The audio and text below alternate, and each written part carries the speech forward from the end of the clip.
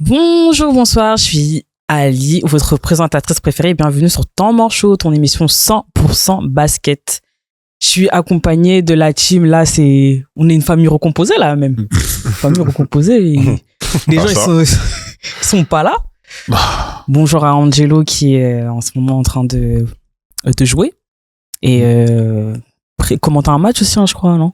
En même temps. Ouais. Il joue, il commente et il fait trop de choses à la fois, lui. Mais en tout cas, il est pas là. Il est pas là. Hein? Mais Il se cache. shout out au Tsara. Du coup, à ma gauche, on a le vétéran stylé. Merci. Belle casquette, hein? Tu connais, on essaie d'un peu. On les a tapés 2 fois, mais ouais.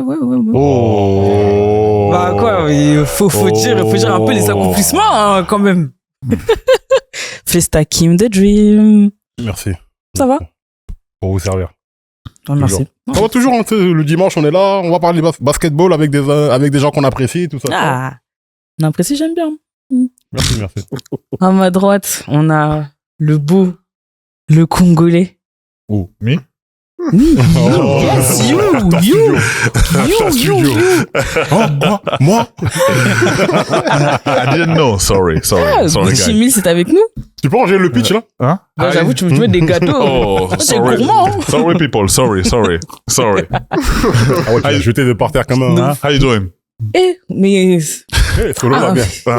I'm good. Solidarité, hein. Doucement. Hein? Quand j'ai commencé à mettre du dombolo ici, je vais commencer à dire j'abuse. Mais je vais bien, Ali, pardon. Je vais bien, excuse-moi. Ouais, j'avoue, Voilà, gros je vent. vais bien. Gros vent. Nous sommes de bonne humeur aujourd'hui, hein. Ouais. Et dans la famille recomposée, on a notre, je vais pas dire notre enfant parce que ce serait Oh là. Tu commences tout de suite. notre frère. Toi, quand t'es pas la dernière, toi, tu bombes, hein. Oui, il faut, parce qu'ici vous m'avez trop. Angelo, j'oublierai jamais ce qu'il fait. Mais t'étais pas né. That's a fact. Oui, c'est un fait. fact, C'est un mais fait, quand voilà, même. ça n'empêche pas que. Personne n'était né sur le plateau. Mais Enfin, il bref. était pas né à ce moment-là aussi, mais bon. Personne n'était né. Mais bon. Laisse-moi avoir mon moment, toi. Ouais, j'avoue, mais Présente, laisse-moi avoir mon moment. Exactement. sorry, guys. Exactement. On recommence. on a Yacine de Yas Basket qui est avec nous. Salut à tous, salut Ali, merci de votre accueil, merci pour la bonne humeur. Ah, Mais écoute. La semaine dernière, c'était La semaine dernière, j'étais éloigné. Aujourd'hui, Là, on s'est rapproché un peu, hein. c'est différent. Oh. Et juste, si je peux me permettre, c'est Yacine de Yasketball. La dernière fois, ça m'a... Ah, pardon. Il y a aucun problème. Yasket. Yasketball. Ah, Ouais, Yasket. comme basketball, mais avec Yasket. Ah, Ok, ok, pardon, il my Il God. fait l'effort de faire un bon jeu de mots. Moi, Merci. Mais Merci, pardon. on l'avait pas. Ouais, Tu fais on bien l'avait pas. tu fais En bien. tout cas, je suis ravi d'être là. Dis à ta caméra, fais Yasketball. Attention, hein. abonnez-vous, hein. C'est ça? Abonnez-vous. On suit sur Instagram, YouTube. Partout. Voilà. Yasketball. Sympa en tout cas ton Merci contenu. Le Ouais, décor, ouais, tout on ça, aime, on sent ouais, que j'aime, hein. t'aimes le Merci basket. beaucoup. Merci beaucoup. Et ça me fait très plaisir d'être là encore une fois. Ouais, j'aime bien. Mais moi, je pensais que les hommes, c'était le foot. Justement. Je suis le premier rebeu dans le basket, va falloir remettre. Félicitations. Bravo. Ok. Ah, ça commence bien, là, ça commence bien. Ouais, bonne émission, je sens. Ok, Bref. ok. Aujourd'hui, on va parler d'une course qui fait grincer les dents dans la NBA. Là, que ce soit la conférence Est-Ouest, c'est chaud. C'est chaud, ma belle, là. C'est chaud, ma belle. On va parler des rumeurs de trade, de la deadline, là. Ça commence à arriver. Des micros de déclaration des joueurs et tout. On va parler aussi du joueur de la semaine selon nous. Et on va parler de la crise inattendue à Monaco, hein, en Euroleague. Hein. J'ai très peur. Vous êtes prêts? Ah, Let's go. on est prêt. Let's go. Let's go. Du coup, à mi-saison, là, la course de la 2e place est super serrée dans les 2 conférences en NBA. À l'Est, on voit des équipes comme les Knicks et Boston Celtics qui sont en train de se disputer la place juste derrière des 3. Et je vais rajouter aussi mes petits Cavs d'amour aussi. On est là, hein. On est là aussi, hein. Attention. Il y a et à l'Ouest, on a OKC, hein, toujours en tête, mais encore beaucoup d'équipes qui se partent battre derrière et tout pour être. Excuse-moi. J'ai peur. Le record, c'est fini? Bah, Ils sont Non, déjà- parce Non, mais que tu sais que sur le plateau ici, il y a des gens qui ont dit non, le record. non, en C'est vrai. bon? Oui, c'est bon. Non, c'était juste. Pardon, tu as raison. En fait, il s'adressait à moi. Pour ceux qui ne savent pas, c'est à moi qu'il s'adressait, parce qu'Angelo Non, n'est pas là. Mais Angelo n'est pas là. Voilà, Sinon, non, c'est mais- soit lui, soit moi. Angelo et toi, vous disiez que le record. Moi, je vous avais dit, les gars. Je vous avais dit. Je vous avais dit. J'ai une question pour vous. Est-ce que cette lutte-là de la deuxième place est vraiment un enjeu décisif pour la suite de la saison? Ou est-ce que ça y est, enfin, c'est bien que la ligue elle soit bien équilibrée comme ça? C'est important parce qu'on sait que quand tu fais par exemple un Game 7 à domicile, ça change un peu les choses. Quand tu commences à serrer à domicile, t'as toujours un peu plus de matchs. Et en plus là, on le voit, hein, si on va sur la conférence Ouest, t'as quand même Denver, San Antonio, Houston, Minnesota, les Lakers et Phoenix qui se battent pour la deuxième place. Donc en gros, entre la deuxième et la 7e place, il y a 3 défaites d'écart. Sachant qu'en plus, si on revient un peu sur les équipes en vite fait, Denver, il y a le numéro 15 serbe qui est de retour. Donc Papa is home. Donc Baba Yaga. Il a d'ailleurs fait très mal pour son retour. Ouais, mais ce qui est intéressant en plus chez Denver, c'est que il a été blessé un mois, mais ça s'est pas réellement senti en fait. Ouais, Ils ont pas perdu, ils sont restés deuxième. Charlotte a un gros Jamal Murray. Jamal Murray qui a fait qui a vraiment tenu l'équipe en son absence. Et là, Jokic qui arrive, donc il va un peu décharger un peu Jamal Murray. Pause. On a les Spurs, hein? Commence pas. Toi et ton collègue de parole véritable, Shadat Bougarno, en ce moment là, vous êtes très, très dissipé. Mais bon, les Spurs, on a beaucoup parlé dans l'émission, qui fait une très bonne saison. Hein. C'est la saison justement où il y a de confirmation avec un Wembanyama qui est là, mais pas que lui en soi. Hein. T'as quand même une équipe autour qui score, c'est une des meilleures défenses de la ligue. Si je me trompe pas, c'est la 3e meilleure défense de la ligue. Les Spurs. Ouais, vraiment. Ouais. Donc concrètement, que ce soit à l'intérieur, à l'extérieur, ça défend beaucoup. Et ça, c'est intéressant de voir ça. Et en plus, c'est une équipe encore très jeune, donc ils ont encore beaucoup à montrer. Et je suis assez stupéfait de voir que ils tiennent aussi longtemps. 32-16, là, à l'heure actuelle, 66% de victoire. C'est clairement une saison réussie. Maintenant, le seul bémol qu'ils peuvent avoir, c'est que Wemby, on sait qu'il est fragile sur les blessures. Faudrait juste pas qu'il le perde à quelques temps avant les playoffs, parce que ça reste un peu dramatique. Houston, 4e. On l'avait dit, on avait dit la blessure de Fred VanVleet, c'était compliqué, mais ils s'en sortent très bien. Qui dit c'est parfaitement adapté. Après, on me dit, mais franchement, il y a pas de Segun aussi à l'intérieur. Il fait son taf. Franchement, c'est une superbe équipe. Hein. Houston, c'est une très belle équipe. Et après, derrière, on a le trio Minnesota, Lakers et Phoenix. Quand on sait que Minnesota, bon, là en ce moment, c'était un peu moins bien dans le mois de janvier. Hein. On a vu des défaites à répétition. Va falloir qu'ils se remettent vite dedans parce que ça va très vite à l'ouest. On a les Lakers. On a beaucoup parlé de Lakers, hein, où justement, fait que ça, je vais te poser la question, ou même Yacine aussi. On a Luka Doncic, justement, qui a un niveau plus qu'MVP. Ah, vraiment plus qu'MVP, hein, c'est meilleur. Bah, franchement, t'es meilleur scoreur de la ligue, t'es 3e meilleur passeur. Quand les Lakers gagnent, il est quasiment tout le temps à 35 points de moyenne. Il faut le voir jouer 35-40. Quand il est pas là, tu sens directement. Est-ce que vous pensez que, déjà de une, Doncic, comment les Lakers jouent aujourd'hui, hein, s'il finit sur 6e, 5e, est-ce qu'il pourra quand même avoir son titre d'MVP au vu de son niveau, ou va falloir qu'il en fasse un peu plus? Alors, je vais bien prendre la parole. Oui. Honnêtement, le niveau que propose Luka Doncic, il est exceptionnel depuis ce début de saison. Mais de toute façon, ça fait plusieurs saisons qu'on sait que Doncic est un super joueur. Cette saison, encore plus que l'an dernier, on sait ce qui se passe. Luka Magic, Luka Skin Fit. Mais malheureusement, je pense que SGA, c'est trop, en fait. SGA, c'est vraiment trop. Là, on a pu voir que Jokic, il est revenu. Il a reposé les bases directes. Est-ce qu'il va pouvoir être éligible ou pas? Ça, c'est une autre discussion. Parce que je crois qu'il lui reste un match. Il lui reste un match il lui reste un joker. Ouais. C'est le cas de le dire. C'est pas mal. Mais ouais, en fait, SGA, c'est trop. La régularité de SGA, elle est trop impressionnante à mon avis. Luka, c'est bon ce qu'il fait, mais en défense, il y a un peu de lacune. Et je suis sûr que ça va jouer dans le classement MVP. Et le classement aussi, puisque le classement, actuellement, il est premier, hein, quand même, les gars. Bah, ça va être dans le classement, surtout que OKC, c'est la meilleure équipe défensive. En plus. Et s'il défend pas, et si les Lakers en soi n'est pas une très bonne équipe défensive, ben, il faut pas gagner de match, hein, tu vois. Donc, avec ça. Je pense que Luka, il peut le prendre parce que c'est déjà un peu plus vendeur d'avoir un Luka MVP qu'un SGA MVP. Moi, je parlerai toujours de l'aspect business de la NBA qui a besoin d'un visage qui peut permettre de remplir des sièges et d'augmenter voilà tout ce qui est droit télé, les ratings et tout. Lucas, le problème c'est qu'il défend pas. Il défend pas et ça en fait ça rend dingue, notamment les experts du basket. Après, on sait que c'est pas forcément des experts du basket qui votent pour le MVP, c'est des gens qui sont sensibles à tout ce qui est spectaculaire. Et Lucas il l'est, tu vois. Plus que SGA, tu vois ce que je veux dire, même s'il est plus efficace, Lucas c'est toujours plus étincelant quand il met beaucoup de points, etc. SGA avec sa nonchalance et tout, des fois tu sais pas. Après, ce qui peut sauver Doncic, c'est effectivement si les gros se mangent entre eux. Parce que t'as SGA, en vrai,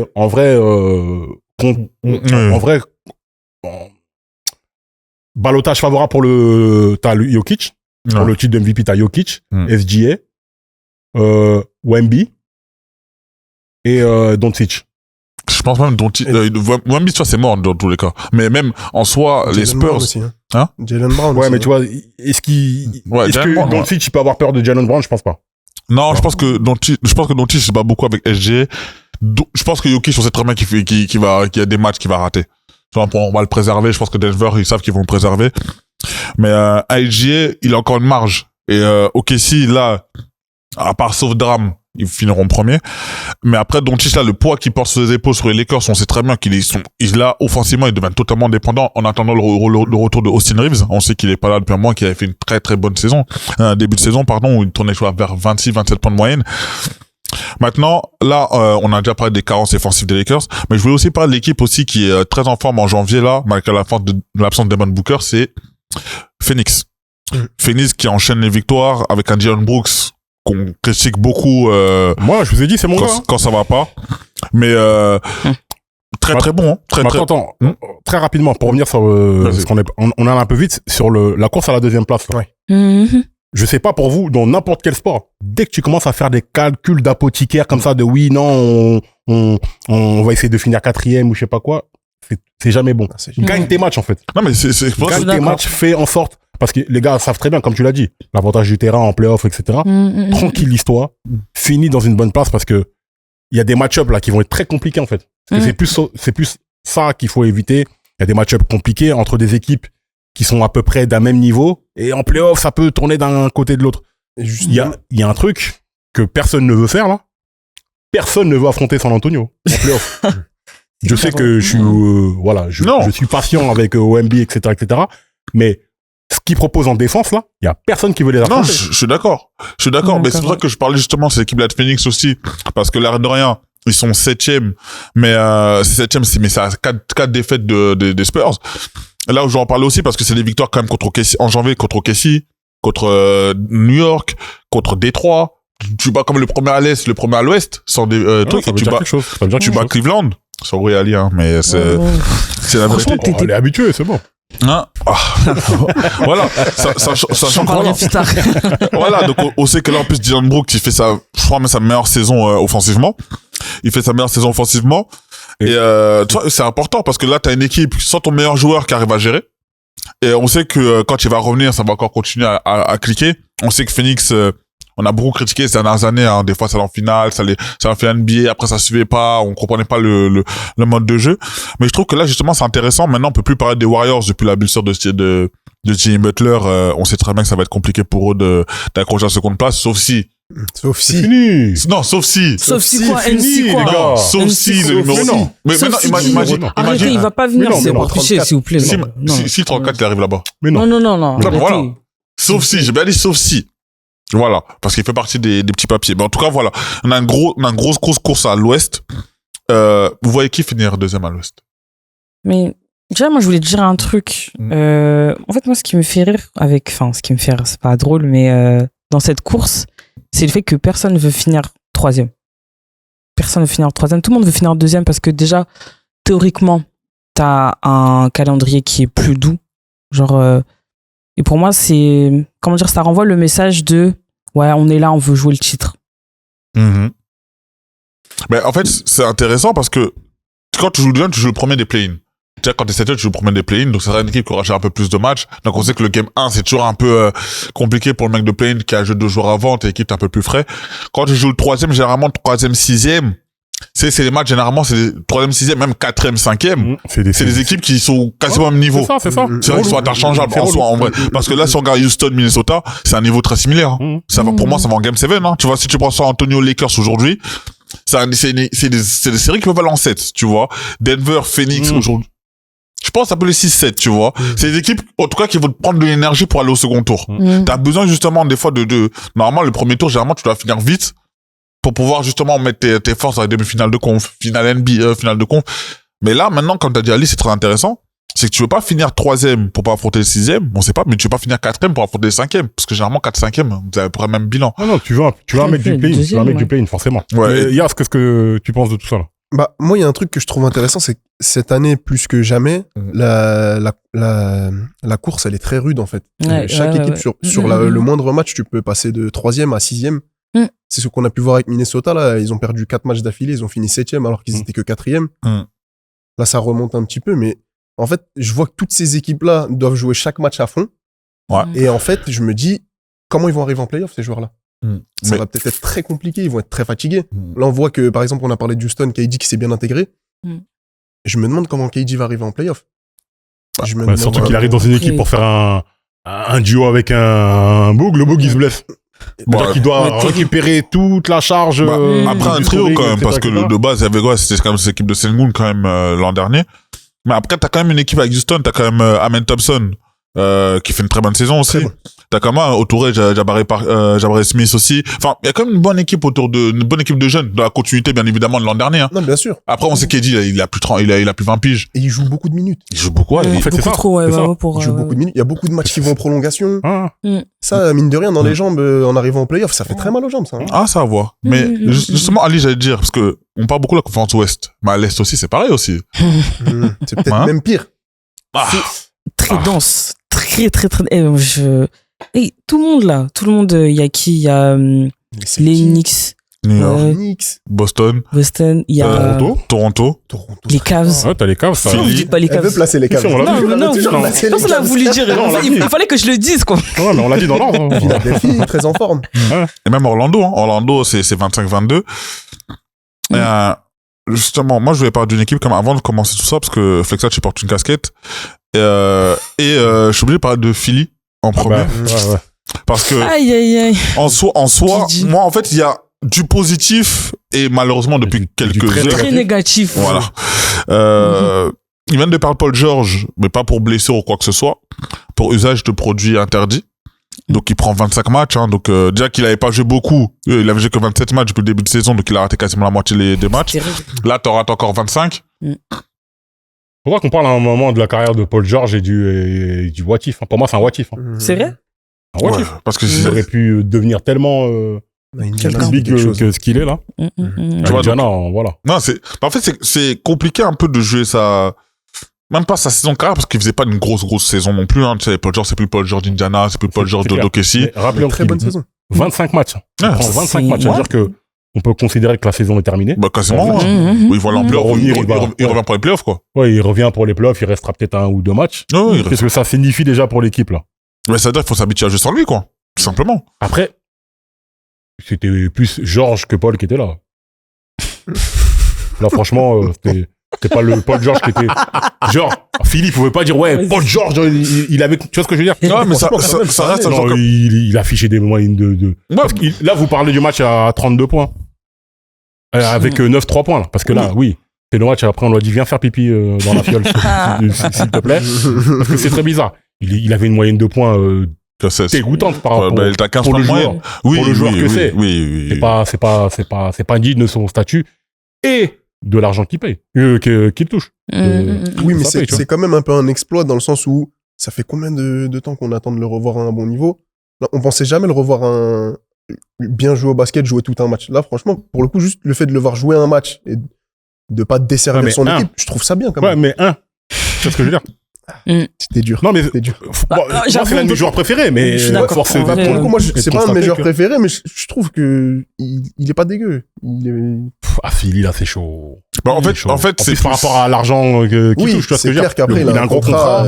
On voit d'autres mecs de 37 piges là qui taffent. Curry. Harden, Durant, etc. Tu vois des mecs qui font le boulot. Donc, c'est pas la même carrière. Pas les mêmes blessures. C'est vrai. Mais après, justement, à Philly, là où on l'a beaucoup critiqué sur ce plateau à juste titre, mais je voulais parler comme de Joel Embiid, parce que je trouve que quand même depuis son retour en janvier là, c'est du costaud.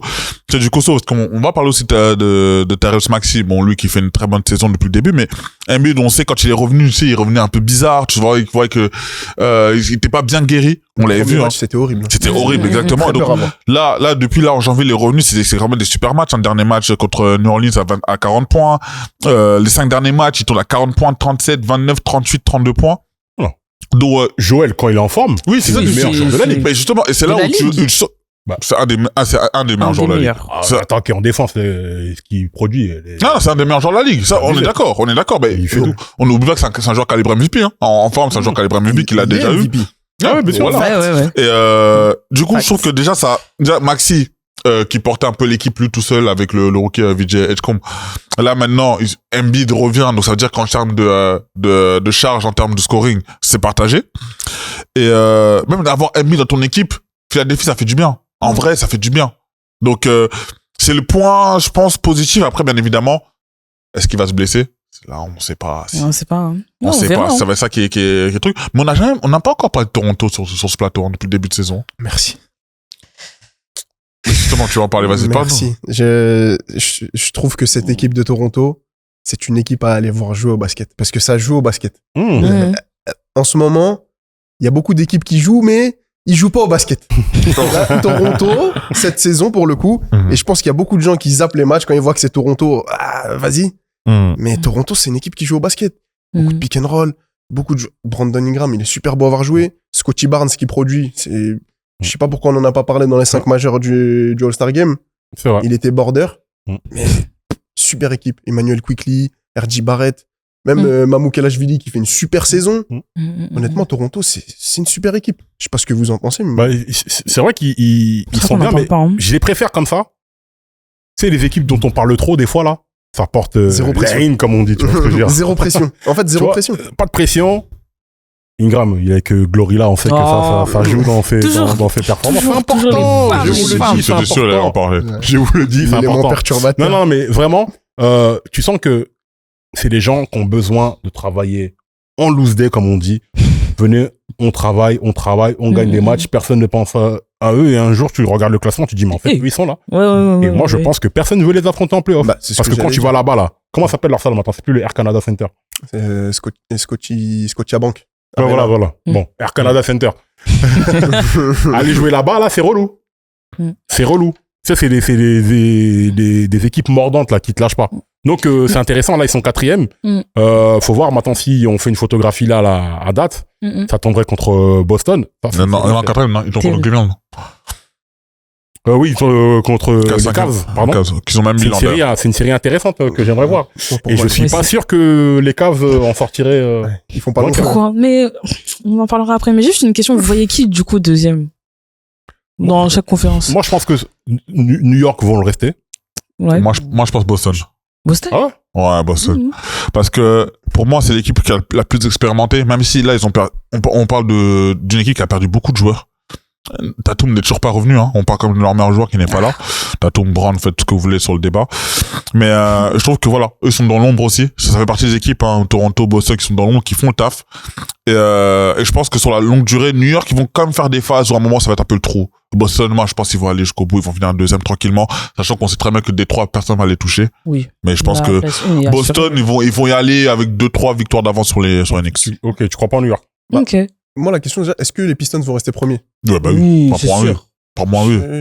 Là, les Knicks, ils commencent à revenir à un bon niveau. Bah, faut rattraper comme 6 défaites, hein. Ouais. En février. Faut que tu gagnes 6 et faut que les autres perdent. C'est vrai que les Pistons, ils ont du mal à perdre. Hein. Ils sont tenaces. Ils sont là. Cette année, ils sont là. Il y a quelques années, ils avaient du mal à gagner et maintenant, c'est l'inverse. Ils ont du mal à perdre. Dernier du classement. Temps mort, s'il vous plaît. Temps mort. Yo. Ok. Bon, ok. Oh, yo, carrément. Yo. Non, mais Voilà. le temps mort Lingala maintenant. Allez, 3, 2, 1, parti. Vous le savez, dans cette émission, quand il y a des équipes qui sont des tocards, je le dis ouvertement. Mais il y a une équipe, justement, qui a fait un très très bon mois de janvier et que je voulais mettre en avant quand même, c'est Charlotte. les Hornets. 11 victoires dans ce mois, c'est-à-dire qu'ils ont fait le double de leur saison. Ils étaient à 11 victoires avant de rentrer en janvier, ils ont fait le double. Ils sont à la porte des play-in. Je voulais les féliciter aussi parce que c'est quand même des victoires assez importantes qu'ils ont fait, hein. C'est des victoires en back-to-back contre Memphis, contre Dallas. Ils sont partis taper les Spurs. Wemby qui était présent aussi. Donc là, petit à petit, ça commence à être une équipe un peu comme Détroit. C'est une équipe où on voyait petit à petit arriver, on se disait oui, mais on sait pas trop ce qu'ils valent. Mais là, ça joue super bien. On a critiqué la Melo Ball. Même la Melo Ball, il y a des matchs qui finissent pas, ils jouent un peu moins. Mais t'as quand même une équipe de jeunes où ça joue super bien. Brandon Miller, le rookie aussi. Il y avait un bon match aussi contre Dallas. Le duel était intéressant. Du Collins Sexton, Miles Bridges. Tout ça, hein, même les Français là-bas jouent super bien. Donc vraiment, je voulais juste lancer un shout-out à Charlotte parce que on les critique souvent, mais quand ils font les choses bien, faut le dire. Bravo. Ouais, bravo. Ok, merci, Mitch. Bravo. Bon. Merci. Après, tu vois, les équipes comme ça, c'est de la déco. Arrête. Franchement, pour le coup, je suis Oui, d'accord. oui, C'est de la mais déco. bon, c'est de la Surtout déco. que c'est dur, hein. Ils gagnent pas de match, mais quand ils les gagnent bien. Ils les gagnent avec Ouais, mais regarde, un vrai des C'est bien, c'est bien. Des trois, on en parlait. Ils sont premiers maintenant. Oui, voilà. Mais quand ils étaient derniers, on pouvait pas, tu vois. Là, C'est pour ça que je dis. en fait, tout est là où il doit être. Quand t'es dernier, on parle moins de toi, c'est normal. Quand t'es premier, on parle plus de toi, etc. Tu vois, c'est la logique sportive qui est Non, respectée. Attention, Flextin, sur un coup de tête, on les voit au play-in. Attention, sur un match, tout le monde peut gagner. Ouais, mais j'y crois vraiment qu'ils vont faire quelque chose. Bon, franchement, gros shout-out à mon gars Moussa Diabaté. Je voulais le placer. Notre français, il fait, franchement, il est C'est un gars de ton exceptionnel. quartier. Non, c'est un gars de notre pays, c'est un gars de notre pays, c'est notre gars. Moussa Diabaté, c'est notre gars. Ok. Franchement, très bon début de saison. Et Voilà. on sait jamais. Non, mais comment t'as dit ça? Je croyais même que c'était un voisin de palier, tout ça. Non. Genre, t'aider sa daronne à porter les courses, tout ça. Shout-out à toi, Moussa. Non, mais Non, c'est jamais. Mais, regarde comment tu je sais pas. Moi, je prends toujours des précautions avec les équipes comme ça parce que Oui, bien sûr. c'est les On sait séries. jamais. Même des équipes nulles, des fois, elles arrivent. Tu sais, quand les Lakers, quand les Warriors, ils font leur record de 73-9, là. Ils sont tapés par les Lakers, hein. Les Lakers qui étaient au fond du fond. Non, mais là, c'est Exploit comme ça, ils ont réussi à taper, Oui, ça arrive de temps en temps. l'équipe avec le meilleur record all-time. Donc, Non, ouais, mais de temps en temps, je dirais rien dire. Mais ok. On en parlera un peu plus tard de la saison. Bref, en si tout cas, les choses se passent bien. quoi qu'il en soit, bon, on verra ce qui va se passer, hein. Très rapidement, parce qu'on n'a pas dit à l'Est. À l'ouest, ouais, À l'Ouest, pardon. Moi, je pense que les Spurs, ils vont récupérer leur spot de deuxième. Oui. Moi, je pense Denver. Tu penses que Jokic, là, Ouais. le fait qu'il soit revenu, ça y est, ça assure la deuxième place. Déjà, avant qu'il parte, c'est lui le deuxième, hein. Jokic, là, il revient. Qu'est-ce qui va les empêcher? Surtout que là, ils sont complets, hein. Denver, si je me Et trompe pas. Charlotte à Jamal Murray. Très sous-estimé, ce joueur-là, mais c'est un joueur de fou quand il est pas blessé, quand il est bien dans ses jambes-là. Franchement. Pour moi, Denver. En tout cas, pour moi. On en parlera un peu plus tard. Moi, les Spurs, hein. Peut-être que Denver seront premiers. Hein. Je vais pas relancer le truc, mais Denver oui, très très en oui, forme. je suis Mais avec toi. OKC sont un peu en deçà en ce moment. Hein. Je suis avec toi. Ok. C'est bon. Ok, bref, en tout cas, quoi qu'il en soit, on verra hein, ce qui se passe. J'espère que les Cavs finiront deuxième, bien sûr, bien évidemment. Parlons maintenant de la trade deadline. Hein. Qu'est-ce qu'on souhaite, qu'est-ce qu'on pense? Là, ça arrive très bientôt, le 6 février. Hein. Là, on a des rumeurs qui s'intensifient pour chaque équipe qui veulent optimiser leur roster avant les playoffs. Vous pensez que qui a fait un braquage? Ah! Mais pour l'instant. Je peux parler? Ouais, je t'en prie. Pour moi, les Cavs ont fait un braquage. On a fait un braquage. Là, on a récupéré Dennis Schroeder. Et comment Attention.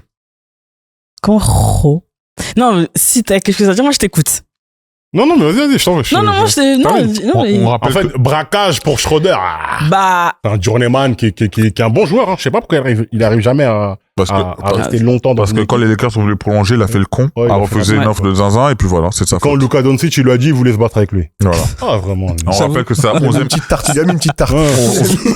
on rappelle que c'est comme sa 11e équipe dans sa carrière. hein. ouais, j'avoue, il a. 11e, c'est quasiment le record. Ouais. Mais Ouais, bon, il arrive contre- Jim Jackson après. Mais vas-y, ils ont pris. Ouais, mais Dennis. contre Hunter. Mais franchement, pour moi, je trouve qu'on a fait un braquage parce que c'est ce qu'il nous fallait, Hunter, et ça y est, là, il était plus dans le jeu, c'est seulement quand il voulait, c'est bon, là, on est bien.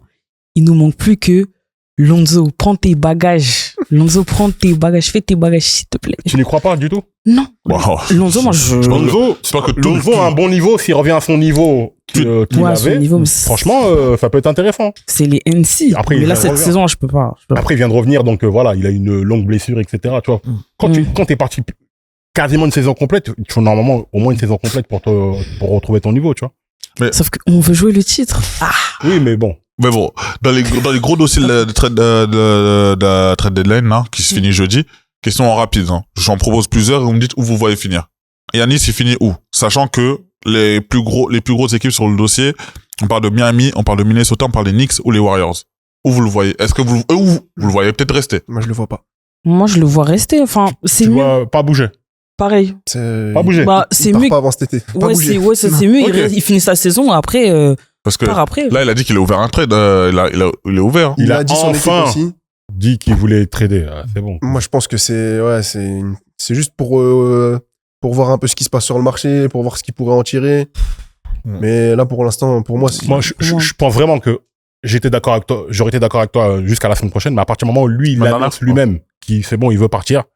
Ah, faut qu'il parte là. Faut qu'ils essaient d'en tirer quelque Ok. chose. Ouais, Pour moi, faut qu'il aille à New York. New York pour New toi? York. Même, Et- il y a trop d'appels du pied depuis très longtemps, etc., etc. Mais pour moi, s'il part, c'est conférence Ouest. Hein. Donc toi, c'est soit les Wolves, soit les Warriors. Il va faire quoi, Wolves?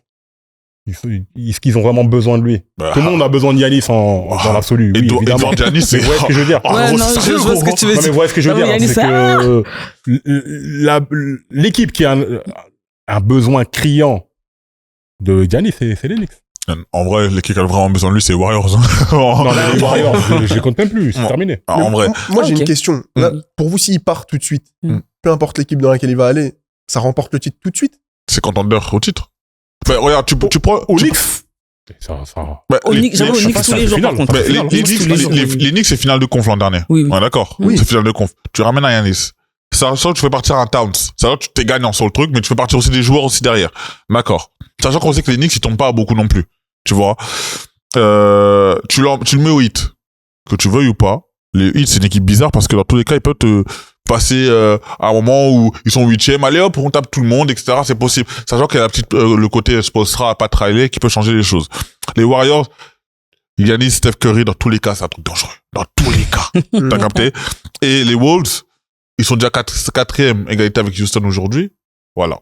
Après, voilà.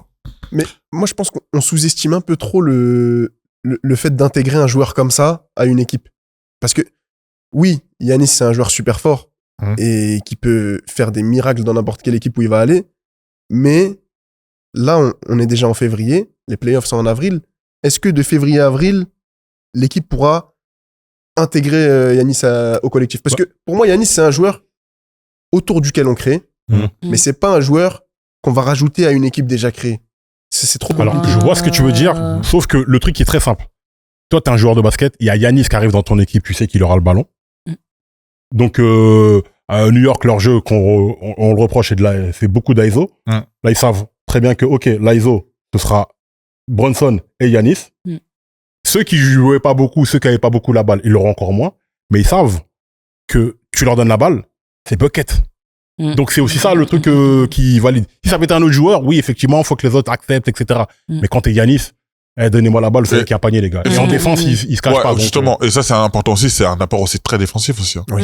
Voilà. Ça, pour le coup. Donc, pour le Et coup, ça moi, ferait je du pense bien que- aux Knicks, particulièrement. Parce que Oui, on sait c'est qu'ils en vrai. ont besoin. Towns, très fort en attaque, mais c'est vrai qu'en défense, c'est un peu compliqué. Très compliqué. Même en attaque, tu vois, c'est un peu. Ouais, c'est décevant, ouais. ça. Justement, C'est fluctuant. justement, ensuite, est-ce que vous pensez que les Warriors vont tenter un coup avant le 5?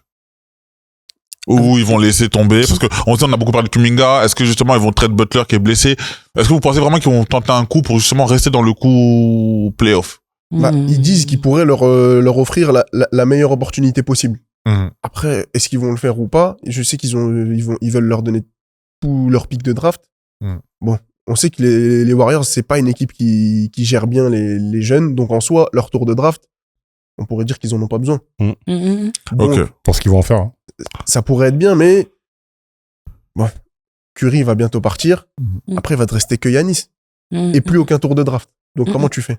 Parce Ok. que faut penser un peu long terme aussi. C'est la fausse bonne idée, ouais, c'est une fausse bonne idée. Après, À voir. moi, je pense que les Warriors, là, ils ont renoncé. Que Kuminga se sauve, je sais pas où est-ce qu'il peut aller, mais faut qu'il parte, ouais. faut qu'il parte. Mm. Moi, il y a un joueur, Gershon. J'ai envie qu'il se sauve des. Oui, oui. Ouais. Ça discutait de lui aux Spurs. Ça discutait de lui aux Spurs, mais même à San Antonio. Pas San Antonio, à Phoenix, pardon. Mm. Ah. Ça discutait de lui à Phoenix aussi. Faut qu'il parte. Moi, j'aimerais vraiment qu'avant la trade deadline, il aille ailleurs, là où il peut montrer son niveau, là. Non, ça, c'est intéressant. Défensivement, il est intéressant, même en attaque, il est capable d'apporter. T'as quoi d'autre comme dossier chaud, là? Le dernier sujet, on n'en parle plus beaucoup depuis un moment parce qu'il s'est reblessé, mais est-ce qu'on garde Ja Morant à Memphis? Est-ce que vous pensez qu'il trade ou pas? Non. Typiquement, tu vois, le problème de l'intégration, il se pose pour Ja. Parce que surtout que voilà, il y a tous les antécédents, il y a son caractère, etc. Faut qu'il arrive dans une équipe qui va lui faire confiance et dire vas-y, on se met derrière toi pour parce que les joueurs voilà, ils ont internet, ils ont la télé aussi. Ils savent très bien. En plus, ils ont leur petit réseau, ils se disent des choses. Donc ils doivent savoir que peut-être qu'il est compliqué à gérer ou pas ou je sais pas quoi. Mais en tout cas, s'il devait aller quelque part, voilà, peut-être Houston. OK. Houston. Juste dernier dossier chaud qui va peut-être permettre de faire une transition, je pense que tu vas comprendre pourquoi Flexa. Anthony Davis. Du coup, la question c'est est-ce que ils vont essayer on sait que maintenant qu'ils vont essayer de construire autour de Cooper Flag. Est-ce que vous pensez que les Mavs aujourd'hui vont vouloir trade Davis pour libérer de la place pour Cooper Flag en attendant aussi le retour de Kyrie, qui est toujours blessé? Il devrait, mais qui en veut? C'est ça la question. C'est ça, qui veut? Parce que t'as des équipes qui étaient intéressés par Davis. Qui était intéressé par lui, là? J'avais vu ça il y a pas longtemps. Les Warriors n'étaient pas intéressés par Davis? Je sais plus. Mais en tout cas, je sais que les Warriors étaient intéressés par Davis et je sais plus quelle autre équipe. Après, moi, c'est sa santé, hein. En vrai, le problème, quand il joue, c'est un des meilleurs joueurs de la ligue. Il y a même pas de débat. Mais le problème, c'est qu'il joue pas souvent. Après, est-ce qu'il peut lui faire une kawaii sur les quelques années de carrière qui lui restent? Le mec revient très fort. Je sais pas. Non, ça bougera pas. C'est un trop gros contrat. Okay. C'est un trop gros contrat et trop pas sûr en fait. Donc tu mets pas autant d'argent sur un mec comme ça. On a eu le cas avec Joel Embiid. Je pense que plus personne va faire l'erreur. Tu peux pas. On sait pas. Le mec, il est déjà blessé. Donc déjà tu le ramènes. Il est blessé. Il va revenir à faire 3 matchs. Il va se reblesser. Mais moi, il est incertain en vrai. Tu sais que t'as une espèce de petite troupe de joueurs comme ça intransférables là. Les Zion. Qui en veut? Mais c'est ça en fait, qui en veut. Mais il est très fort quand il joue, mais il joue pas et il fait toujours des trucs bizarres en dehors du terrain. Non, c'est vrai. Tu vois ce que je veux dire? Même Jordan, ils l'ont pas renouvelé. Ça en dit long. Non, mais c'est vrai. Jordan Brand qui ne te renouvelle pas, qui dit bon, merci. C'est vrai. Mais en tout cas, voilà. Bon, après, voilà, c'est la fin des dossiers chauds. De toute façon, on en parlera la semaine prochaine. Parce que du coup, attends, il y a un dossier chaud qui est truc. LeBron. Non, parce qu'il y a des équipes qui parlent de le trader là. Arrête, ils vont pas le trader. On va pas le trader. Parce qu'il a une clause. Mais t'as des équipes qui se positionnent sur lui, donc pas pour la trade deadline, mais pour après. Oui, après oui, pour sa tête. Retourner à Cleveland, moi je l'ai déjà dit. Donc, ça, on en parlera bien comme il faut, parce que c'est un sujet en long et en large. Ouais. Ali? Mais c'est bon, tu me fais une bonne petite transition. On va parler du métier. On va parler des déclarations que LeBron James et Tatum ont tenues récemment, qui ont beaucoup fait parler. Parfois, on a des joueurs qui prennent le micro pour parler librement après les matchs. Ça peut être bien, mais parfois, franchement, ça les met dans des situations un peu délicates. Ça crée des tensions inutiles ou ça crée débat. J'ai une question. Est-ce que pour vous, on doit interdire ou limiter un peu les micros des joueurs après les matchs? Parce que parfois, je sais pas, pour moi, ça casse un peu les stratégies d'équipe. Ou est-ce que on se dit, vas-y, à la liberté d'expression, on parle comme on veut? Bon, déjà, premièrement, pourquoi on devrait arrêter pourquoi ils devraient arrêter de parler? Sachant qu'en plus, ni LeBron, ni Tatum, c'était pas dans un contexte après-match, hein. Tatum, il n'a pas joué cette saison. C'est dans un contexte de podcast. LeBron, c'est dans son émission, hein, où il disait, faut dire un peu. LeBron, c'était en disant que, aujourd'hui, c'était beaucoup plus compliqué de dire 82 matchs. Si je me trompe pas, parce qu'il il fait 23 saisons. Donc, je pense qu'il est très bien placé pour savoir, là où c'est plus compliqué ou pas. Il disait que, concrètement, que c'est plus compliqué aujourd'hui de dire 82 matchs, qu'il faut faire quelque chose pour que les équipes aujourd'hui, que les joueurs aujourd'hui tiennent 82 matchs. Tatum, c'est un peu plus polémique, en disant lui que s'il avait été à Memphis, il aurait déjà une statue devant l'arène. J'ai compris ce qu'il voulait dire, mais il a été très très maladroit. Tu veux commencer par Tatum? Non. T'es déjà lancé, vas-y. Commence par Tatum. Je trouve qu'il a été maladroit dans ce qu'il a voulu dire, parce qu'en fait, je peux comprendre, parce qu'en vrai, l'air de rien, si on prend sa carrière, elle est supérieure à toute la franchise de Memphis. Faut dire ce qui est. Memphis, ils ont fait quoi? Ils ont fait une finale de conf, je crois, dans leur franchise. Tatum, il en a fait plusieurs. Année rookie, il fait Game 7 contre Cleveland, tu vois, en 2018. Il a un titre. Il a peut-être pas d'MVP ou quoi, mais Tatum, en soi, il a plus fait. Maintenant, de dire ça, c'est chaud. Maintenant, je peux comprendre que quand t'es à Boston, t'as plus de pression parce que, regarde tous les joueurs qui sont passés. C'est comme quand tu joues aux Lakers. Ouais, c'est la meilleure franchise de tous les time. Tu joues un truc où t'as des Bill Russell, des Kevin Garnett, des Paul Pierce, des Larry Bird, etc. Là où Memphis, je sais même pas s'il y a des maillots retirés, il y a des Zach Randolph, Tony Allen, etc. Mais c'est pas le même poids. Je comprends ce qu'il dit, mais il l'a dit de manière très, très, très maladroite. Je trouve, et ça qui a un peu gâché son propos. Il fait des finales de conférence, il fait des Game 7 et tout avec Boston, parce qu'il est à Boston. Si tu l'avais mis lui tout seul à Memphis, je suis pas sûr qu'il aurait fait ça. Donc, il dit ça, ok. Mais c'est très maladroit, comme tu dis, parce qu'en vrai, dis juste que c'est dur de jouer à Boston. Dis juste qu'il y a la pression à Boston. Après, est-ce qu'il y a un joueur, par exemple, de la franchise de Memphis, qui a été aussi bon qu'un Tatum, genre sur une saison, par exemple? Non, peut-être pas, mais c'est même pas ça le fond pour moi. Le fond du souci. Le fond du souci, c'est que t'es pas là et ça se passe très bien, frérot. T'es pas là et tu nous manques pas. Et je pense qu'il y a dû avoir 2-3 phases à Boston où on lui a dit, bon, prends ton temps, hein. Prends ton temps, mon gars. Parce que là, t'as vu, ça fonctionne parfaitement. Et en fait, là, c'est un manque d'amour, en fait. Là, il se sent pas assez apprécié. Sauf que, il y a un conflit interne dans ton équipe, là, où c'est, est-ce que t'es le A ou t'es le A', qui est le vrai patron? Pendant que t'es pas là, les mecs taffent et le gars, il t'a pris déjà un MVP des finales. Là, il fait le taf pendant que t'es pas là. Moi, je pense que ça lui rend dans la tête. Pour moi, on en fait trop par rapport à ça. Moi, je prends, en fait, pour moi, c'est une équipe de Boston, c'est calé un peu comme l'équipe des Spurs. Tu vois, je prends un exemple. Quand les Spurs, on parle de l'ère Popovich, hein. Quand des fois, Tim Duncan ne jouait pas, ça se passait super bien. Ou Tim Duncan ne jouait pas. Anthony Parker, quand ça jouait pas, ça jouait super bien. Oui, mais pourquoi? Mais parce que justement, c'est une équipe qui est basée sur un collectif. Oui, mais pourquoi? Ouais, le pouvoir de l'amitié, quoi. Non, mais là, c'est parce que le patron des Spurs, c'était Popovich. Mais justement. C'était pas un joueur. Mais justement, le patron de Boston, il y a la franchise c'est la franchise au-dessus. Tu vois, par exemple, les Lakers, les joueurs, quand ils sont là-bas, c'est eux les patrons. Sur le terrain, par exemple. Quand t'as l'époque Magic, Karim, etc., c'était eux les patrons. Tu vois?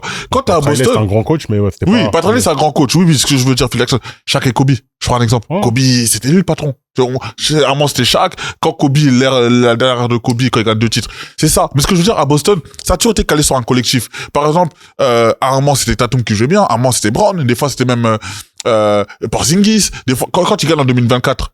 C'est du pur collectif. Aussi bien Jalen Brown, il est MVP. Aussi bien Tatum peut être MVP. Tu vois? Tu parles de jeu. Moi, je te parle des déclarations que les mecs en ont déjà parlé. Qu'il y a eu des petites tensions entre eux par rapport à ce leadership, etc., etc. Et en vérité, là, ce qu'il dit, là, je me sens pas assez apprécié. Mais effectivement, comme tu l'as dit, t'es à Boston, là où tous les plus grands joueurs sont passés. Moi, je trouve qu'on en fait trop. Dans la liste, tu passes très, très, très, très loin derrière. Et effectivement, là, on a une mission sérieuse, donc on analyse. On dit pas, il est bête parce qu'il a dit, il voulait une statue. Non. On sait très bien que ce qu'il voulait dire en réalité, c'est que je me sens pas assez apprécié par rapport à tout ce que j'ai accompli jusque là dans ma carrière. Je devrais être un peu plus désiré, avoir une franchise qui mise un petit peu plus sur moi, ne serait-ce que marketingment parlant, etc., etc. Tu vois, c'est des mecs discrets, c'est des mecs. Tu vois ce que je veux dire? Ben justement, moi, je trouve qu'il est bien à Boston. C'est pour ça que je suis pas dans ce truc-là. Je trouve qu'il est bien à Boston. Tu trouves? Lui, il trouve pas. Mais selon qui? Non, mais lui, il regarde quand il dit que si j'étais dans une autre équipe, imagine toi, tu vas voir ta copine, tu lui dis, oh, si j'étais telle meuf, je serais mieux traité. Ouais, mais il a ce qu'il a, non, mais monsieur. Non, mais non, mais parce que là, non, mais on dit que quand tu, pour moi, je le prends plus dans ce truc où il y a des équipes où tu es, c'est plus difficile de créer l'histoire que dans d'autres. Moi, c'est comme ça que je l'ai pris. Okay. Moi, c'est juste ça comme ça que j'ai pris. Moi, je suis pas allé dans le truc où, oui, sentiment désiré. Non! C'est que, si par exemple t'es rookie aux Bulls, ben t'auras toujours le truc où tu vas rentrer dans l'arène, t'as Jordan, t'as ses 6 titres, ben il faut faire mieux. Alors que si tu vas dans le Charlotte, c'est pas pareil, c'est différent. Pour moi, c'est comme ça que je l'ai pris. En tout cas, moi, c'est comme ça que j'ai pris. Après, on peut le prendre uniformément. Non, moi, c'est comme ça que j'ai pas trouvé un si gros problème par rapport à ça. J'ai juste vu un manque de respect par rapport à Memphis, parce que bon, voilà, c'est la maladresse de ce qu'il a dit, et voilà.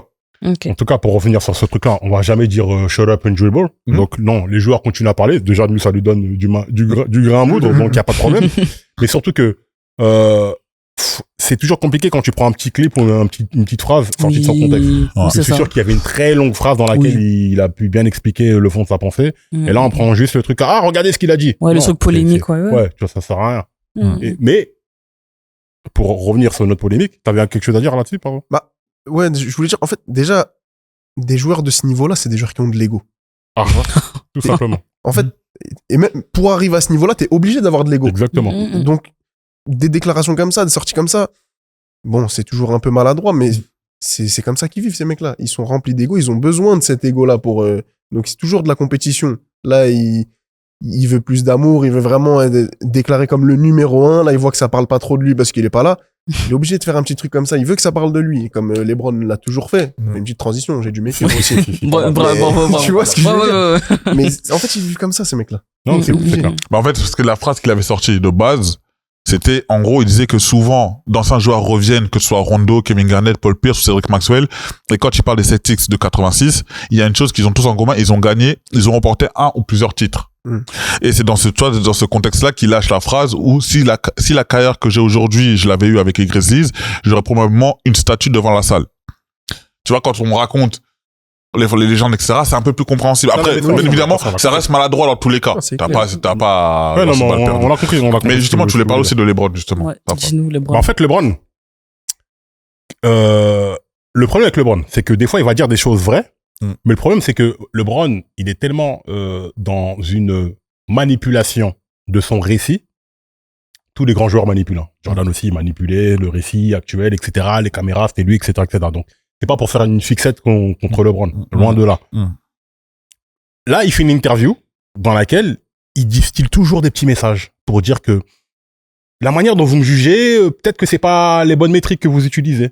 Parce qu'à un moment, il dit, vous savez, les titres, c'est pas si important que ça. Non, vous savez que ça, truc. Non, mais regardez, là, j'ai 41 ans, regardez, je fais ce que personne n'a jamais fait, etc., etc.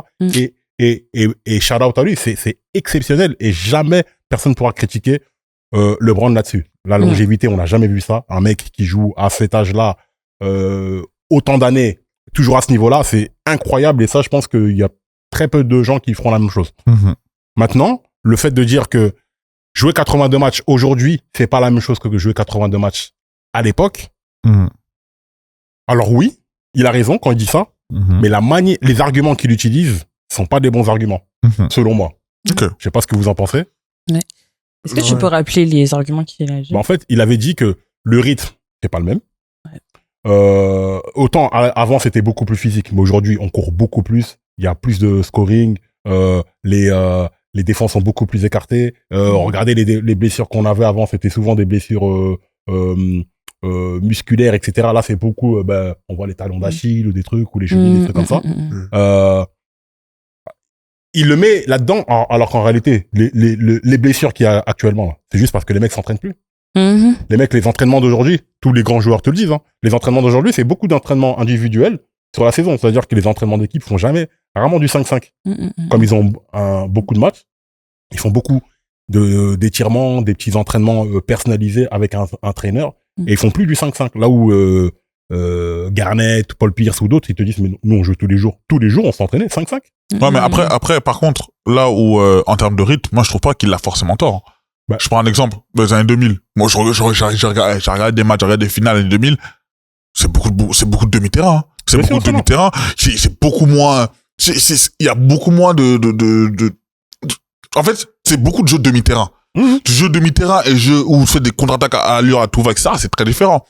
Quand les Browns arrivent en NBA en 2003, faut voir c'est des matchs qui se finissent en 90 points. Quand t'arrives à 100 points, c'est waouh, exceptionnel. Sur Phoenix, c'est là où je dis, maintenant, comment il le dit, etc. On sait qu'il y a aussi la part des joueurs aussi, peut-être qu'ils sont moins dans le renforcement musculaire, etc.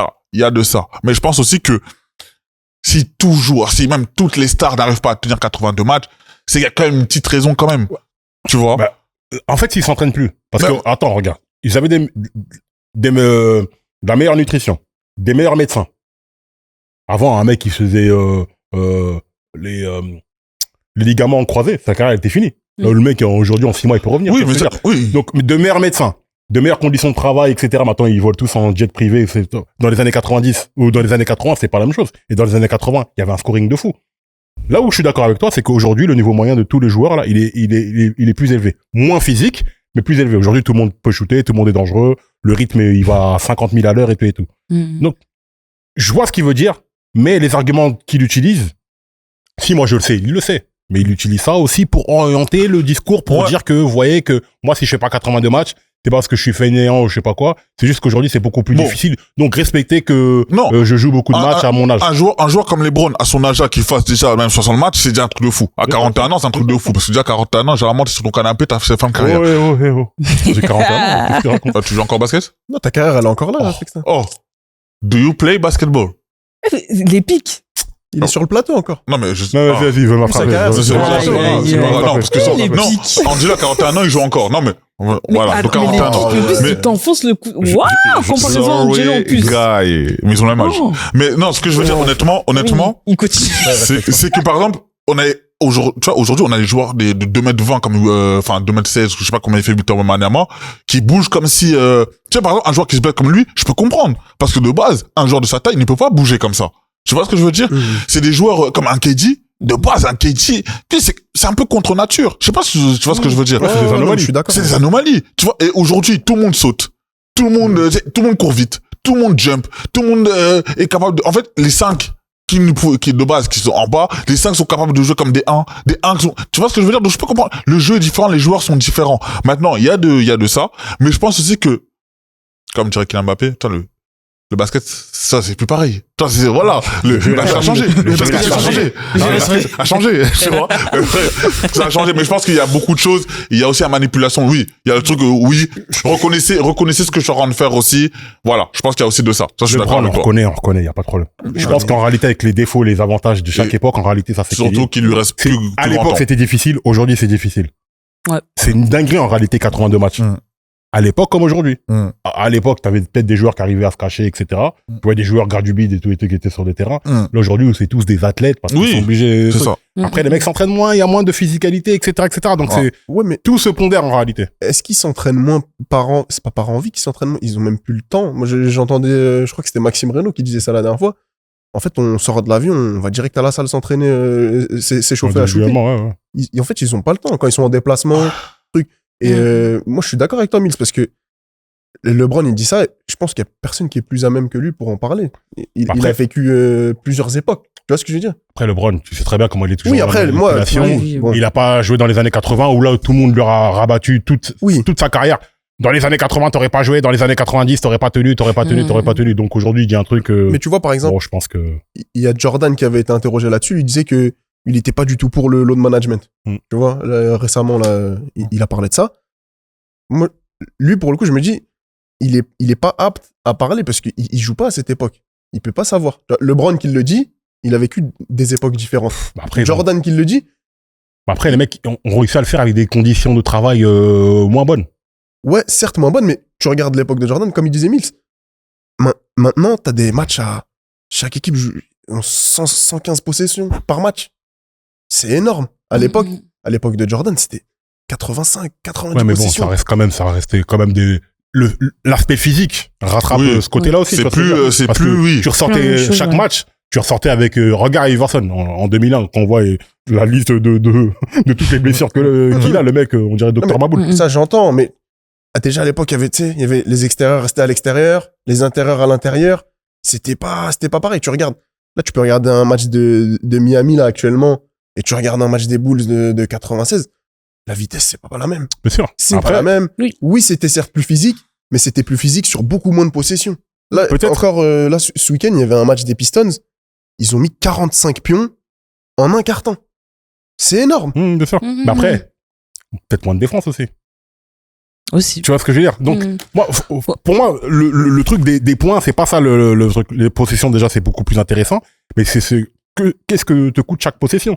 Si à chaque possession, tu lâches un rein, une côte ou je sais pas quoi, au bout d'un moment, ça, x82, avec les conditions de travail qui étaient pas les mêmes, etc., de voyage et tout. Non, moi, je pense que rentrons pas dans ce truc d'époque de oui, à l'époque, c'était mieux, c'était pas pareil. Je suis d'accord. Joue à ton époque. Ce que tu fais, c'est incroyablement incroyable. Il y a pas de problème là-dessus. Et venez en avance. Ouais, vraiment. Avançons vraiment. Avançons. Cette semaine, on a vu des performances folles. On a Cooper Flag, notre petit rookie, premier choix de la draft de 2025, qui a réalisé 49 points dans un match contre les Hornets. C'est fort, hein. C'est très, très, très fort. Hein. Moi, je vous ai dit, non, vous savez pas, mais sur mon média, je l'ai dit. J'ai dit, attention, Cooper Flag, attention, cette année, il va nous montrer des trucs de ouf. Ah, mais moi, je pensais que sur ton média, Talk Oops with Ali, c'est ça? Ouais, c'est ça. Je pensais que tu parlais que de Donovan. Oh my God. S'il vous plaît. Abonnez-vous, allez regarder, c'est super intéressant. J'ai dit, je me calme un peu avec les Cavs. J'essaye un peu, tu me mets encore dans la sauce. Désolé. On a aussi Maxey qui a tourné parmi les meilleurs scoreurs. Et pour vous... Donovan Mitchell aussi qui a fait le truc, pour le coup. Ouais. J'allais y venir. J'allais vraiment... Non, parce que t'as dit que tu te calmais et tout. Non, comme on t'a un peu taquiné. non, Donovan, il a fait le taf. Faut le dire. Grand taf. Grand monsieur. Attention. Et faut parler aussi de Brown, aussi, hein. Au Celtics, qui a enchaîné des grosses performances, qui a consolidé sa place parmi les joueurs les plus réguliers de la ligue. Pour vous, c'est qui le meilleur joueur de la semaine? Moi, je vais vous dire Donovan Mitchell. Vous savez déjà. J'allais te demander, c'est le cœur ou la raison qui parle? Les deux. Si je peux commencer, moi, pour moi, tu l'as pas encore dit. J'ai beaucoup aimé la semaine de Joel Embiid. Ils ont enchaîné les victoires. Il est pratiquement à 30 points de moyenne par match. Super saison. On a aussi un Dillon Brooks. On en parlait tout à l'heure. Super semaine. Mon gars, Dillon. Magnifique. Et très fort. Il met 40 points aussi, parce qu'on parlait des 40 points. Il en met 40. Après, Doncic, mais c'est pas du jeu. Et pour moi, j'aimerais bien dire Joel Embiid parce que on va peut-être pas pouvoir le redire dans la saison. C'est pas faux. Ça, Flexta? Alors, pour une raison différente. Tiens, allez, je vais prendre un temps mort, tiens. Allez, temps mort. Temps mort. Bon, je set le temps, vous faites. Je aime. Ah, y a pas de batterie. Il n'y a pas d'unité. Il n'y a pas d'unité. Il n'y a pas de crédit. T'as pas de... Vas-y, tu peux démarrer. 3, 2, 1, go. Victor Wembanyama. On savait, en tout cas, on pense que tu vas devenir un très très très grand joueur. On le voit déjà. Là, tu fais des performances. Tu as déjà plus de 3 points que Steph Curry, plus de rebonds que Charles Barkley, plus de contres que Hakeem Olajuwon en 150 matchs. Après 150 matchs, donc on sait que tu es un très grand joueur. Mais il s'est passé une chose la semaine passée. À Minneapolis, il y a une personne qui s'est fait assassiner dans le cadre des émeutes liées à ICE, etc., etc. Ce n'est pas une émission politique, on va pas rentrer là-dedans. Mais j'ai aimé la prise de position de Victor, qui a dit tout simplement, avec sa vérité, lui, de joueur étranger, qu'il trouvait ça horrible et qu'on devait pas mourir pour ça. Et je suis d'accord. C'est pareil pour tous les autres conflits qu'il y a partout dans le monde, à Gaza, au Congo, etc. Et pour moi, tu rentres dans la catégorie déjà des grands sportifs, mais des grands hommes. Lou Alcindor, Karim Abdul-Jabbar, etc., etc. C'était des gens qui ont pu prendre position et dire des choses par rapport au monde qui les entourait. Et ça te fait passer dans une autre catégorie pour moi. Donc pour moi, le joueur de la semaine, c'est toi. Ok, il y a Bousselé aussi. Bravo. Qui a réagi. Ouais. Bah non, question, comment on passe après ça? Non. D'enfant. Non, ça c'est pas notre, ça c'est toi, ça. Non, en soi, moi, je peux pas mettre, on parle de Cooper Flag. Il fait de gros matchs, mais malheureusement, il les perd. En fait, c'est un peu ça le problème de Cooper Flag, c'est que il met 49 points contre les Hornets, mais il perd. Il met 34 points contre Houston, il perd aussi. Donc c'est dur de mettre joueur de la semaine. Maintenant, en termes de joueur qui a été le plus impressionnant, il est dedans. Il est dedans. Il perd pourquoi? Parce que lui, il fait son taf. Oui. Il perd parce que dans son équipe, il y a personne, etc. Il fait un rookie. Oui, voilà. etc. Mais c'est comme quand t'es pas MVP quand ton équipe, elle gagne pas. Tu vois, malgré ça, tu vois, c'est comme ça. Après, c'est le joueur le peut-être impressionnant. Ses performances, c'est peut-être le joueur qui nous a le plus impressionné. Mettre quasiment 50 points toi, un rookie, c'est fort. Faut dire ce qu'il est. C'est très fort. Maintenant, moi. Excuse-moi. Pardonne-moi de t'interrompre. Rookie de l'année ou? Pour moi, il va l'être. Ça commence à se décider. Pour moi, il va l'être parce qu'en fait, justement, je pense que tu sais, quand t'es rookie, t'as toujours parce qu'il est en concurrence avec le rookie de, Knupel. j'ai oublié comment il s'appelle. Knupel. Ouais, Knupel, Ouais, exactement. Et surtout qu'ils ont été coéquipiers auparavant, hein. Ils ont joué à Duke ensemble, ça? Ouais. Ils ont joué à Duke ensemble. Et, tu vois, c'était un peu la rivalité, c'est un peu le duel de rookie entre les deux. Et en fait, t'as toujours ce truc-là quand t'es rookie, t'as le duel de rookie, c'est même pas forcément qui est le meilleur joueur. C'est un peu qui a peut-être la plus grande popularité. On l'avait vu un peu à l'ancienne, hein, avec un débat qui est très disputé, on sait à l'ancienne en 2003, 2004 entre LeBron ou en Carmelo. On sait que la hype de l'un, ça fait passer l'un devant l'autre. On sait que la hype de Cooper Flag, elle est beaucoup plus élevée aujourd'hui. Tu vois, tu sais très bien que récompenser un Cooper Flag, c'est un peu plus, je fais ça comme il aime bien dire, un peu plus vendeur, un peu plus business que de faire gagner l'autre. C'est ça que je veux dire. Maintenant, il y en a un qui gagne un peu plus avec son équipe et qui score un peu moins, mais qui impressionne tout autant. T'as un autre qui impressionne plus par le côté individuel, il impressionne plus, mais malheureusement qui ont du mal à gagner avec une équipe. On sait que c'est un peu compliqué. Ça va être un duel qui est très intéressant. On sait que les deux sont à quoi? Ils sont à peu près quoi? L'autre a 19 points de moyenne, l'autre il a 20 points. Donc c'est à peu près des stats un peu similaires. On sait que Cooper Flag est un peu plus complet. Maintenant, si j'ai hâte de voir ce duel, c'est un duel qui est très intéressant. Je pense qu'on en parlera un peu plus dans l'année, hein, quand il reste un peu moins de matchs. Mais en tout cas, c'est un duel qui est très intéressant. En tout cas, j'ai beaucoup apprécié le duel, en tout cas, entre les deux, cette semaine, qui a permis justement de voir dans le Money Time qui a apporté les coronets par rapport à l'autre. Enfin, les deux ont assumé, mais bon, il y en a un qui a... mais si c'est pas Cooper Flag, pour moi, toi, je pense que j'irais un peu plus faire un bid aussi, hein. Honnêtement, j'irais un peu plus faire un bid, hein. Ça gagne 4 matchs sur, je crois que ça gagne 3 matchs, je crois. Je l'ai pas dit, mais oui, c'est victoire toute la semaine. Donc voilà. Moi, en tout cas, Dites Donovan, s'il vous plaît, parce que sinon, elle est là. Dites Donovan, s'il vous plaît. Donovan, vite fait une taf. Une taf? Ben, s'ils avaient battu Charlotte, j'aurais mis Donovan. Mais après, Donovan, c'est pas nouveau. Oui, c'est pas nouveau. Tu sais, quand Donovan concentré, c'est l'un des meilleurs joueurs de la ligue, y a pas de problème, hein. C'est juste qu'en termes de leadership. Doucement. Oui, Bah, là, je te suis. En termes de niveau, il y a. Top 15. Top quoi, il y a top quoi? Non, mais un des meilleurs joueurs de la ligue, donc ouais, si. Pour moi, il est plus fort que Shai, hein. Mais, il est trop fort. Pour moi, il est plus fort que Shai, hein. En fait. Mais ce qui lui manque, c'est le leadership. Alors, je peux quitter le plateau? Non, le plus fort que qui? De qui? Que le monsieur de OKC. Et Edgy qui? Le monsieur de OKC. Sur tout qu'est-ce que tu veux, mais depuis Donovan quand? Mitchell meilleur que SGA? Oui, mais ce qui lui manque pour moi, c'est le leadership, hein. Non, mais en termes de niveau. Pur basket. S'il vous plaît. C'est pas le jour à la nuit. Non, ça c'est des mecs très, moi, Donovan Mitchell, sur des séquences, il peut être excellent. Bien sûr. Je le trouve excellent en tant que joueur. Oui, non, mais voilà, on parle de joueurs, pas de... Même Donovan Mitchell, le plus concentré du monde, il regarde pas SGA dans les yeux, frère. Non, mais SGA, le truc, c'est quoi? C'est que SGA, ce qui fait la différence aussi sur ce mec-là, c'est que mentalement, il est fort, hein, ce petit-là. On peut dire ce qu'on veut, mais il a un mental d'acier. Et c'est peut-être ce mental-là qui rajoute à ses qualités basket qui sont déjà énormes. Mais ça fait partie du joueur. Bien sûr, non, mais on est d'accord. C'est pour ça que quand tu parles juste en termes de skills, oui. Mais sauf que c'est le mental après qui va faire la différence. Et le problème de Donovan Mitchell, il peut passer à côté de sa carrière à cause de ça. Je suis d'accord. Voilà, donc, voilà. Pourtant, il y a Coco à la maison qui peut lui faire. Voilà, mais entre. Toujours. Lui faire son marché, tout ça. Rentrer Donovan SGA, franchement. No way. Non, mais regarde, on vient de faire 2 minutes d'explication. Là, tu fais le mec, non, quand même, non. Mais non. Là, les deux sont forts, offensivement. Et même défensivement.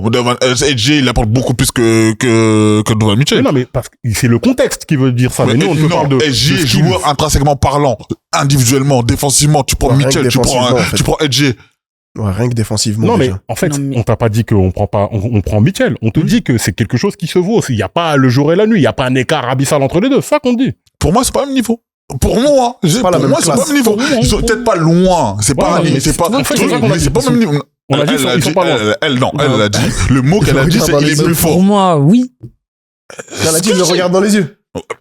Ce que je dis, pour moi, il regarde pas dans les yeux. C'est ce que t'as dit. À la limite, tu m'aurais dit Devin Booker.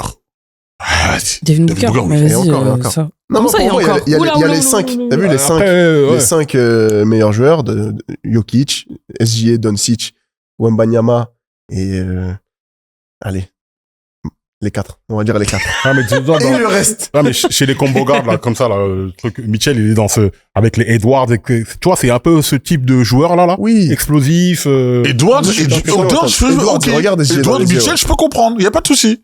Mais pour moi, Edgy, il est au-dessus. Moi, il est au-dessus. Parce que, comme on a dit, hein. c'est qualité mentale, etc., Ouais, etc. En fait, il y a plein de trucs l'équipe, autour, ouais. tout. Attention. Mitchell, c'est très fort. Merci. C'est très fort. Mais il y en a un qui est calibré MVP, l'autre qui ne l'est pas. Non, mais Donc ça veut dire dans tous les cas, c'est pas la même catégorie.